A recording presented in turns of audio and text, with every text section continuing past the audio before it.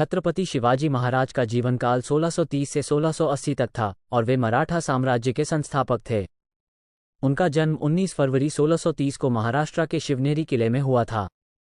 उनके पिता शाहजी भोंसले एक मराठा सरदार थे और उनकी माता जीजाबाई एक धार्मिक और प्रेरणादायक महिला थीं।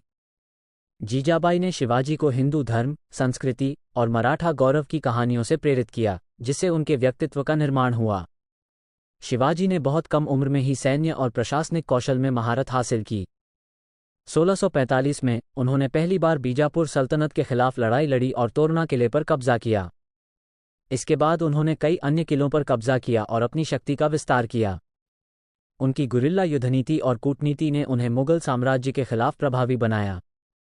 1659 में शिवाजी ने अफजल खान को पराजित किया, जो बीजापुर के सुल्तान आदिल शाह की सेना का प्रमुख सेनापति था।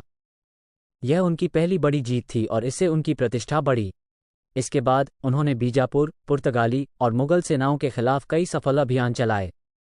1666 में औरंगजेब ने शिवाजी को आगरा में आमंत्रित किया, लेकिन वहां उन्हें बंदी बना लिया गया।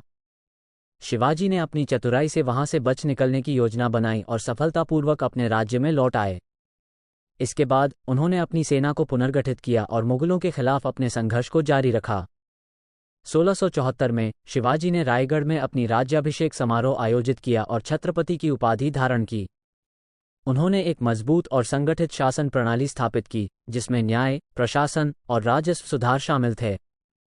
उन्होंने नौसेना को भी महत्वपूर्ण महत्व दिया और समुद्री सुरक्षा को सुनिश्चित किया। शिवाजी महाराज की नेतृत्व क्षमता, बहादुरी और प्रशासनिक कौशल ने मराठा साम्राज्य को मजबूती दी। उनके द्वारा स्थापित प्रशासनिक और सैन्य संरचनाएं उनकी मृत्यु के बाद भी लंबे समय तक प्रभावी रहीं। उन्होंने जाति, धर्म और समुदाय के भेदभाव को समाप्त करने के लिए कई सामाजिक सुधार किए।